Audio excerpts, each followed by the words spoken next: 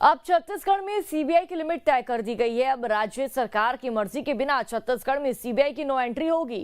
सरकार के इस फैसले के बाद सियासत गरमाई हुई है, तेज है। तो उधर आपको बताते चले कि आखिर क्यों राज्य सरकारें सीबीआई के दायरे तय करती है।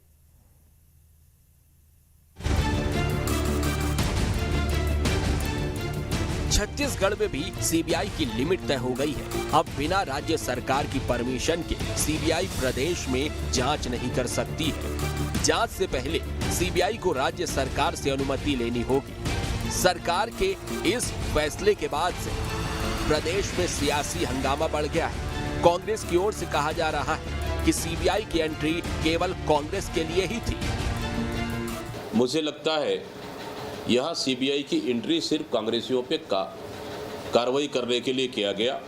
कहीं न कहीं राज्य सरकार फिर सीबीआई के अधिकार को सीमित करने का प्रयास किया है, लेकिन आखिर ये दोहरी नीति क्यों? हालांकि बीजेपी की ओर से कहा जा रहा है कि निर्णय सोच समझ कर लिया गया है।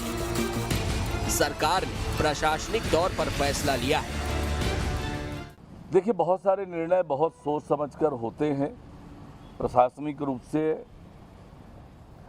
किस तरह से काम करने हैं और इसके आधार पर सरकार निर्णय करती है। आपको बताएं कि आखिर क्यों राज्य सरकारें सीबीआई पर लिमिट तय करती हैं, ईडी जैसी एजेंसियों पर क्यों नहीं। दरअसल सीबीआई का गठन दिल्ली विशेष पुलिस स्थापना अधिनियम DSP 1946 के तहत किया गया था।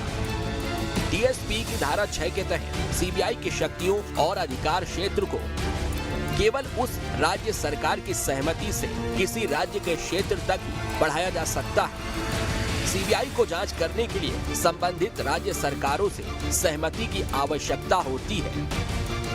अब सवाल है कि क्या बाकी एजेंसियों को भी राज्य सरकारों से इजाजत लेनी होती है? ईडी का क्या नियम है?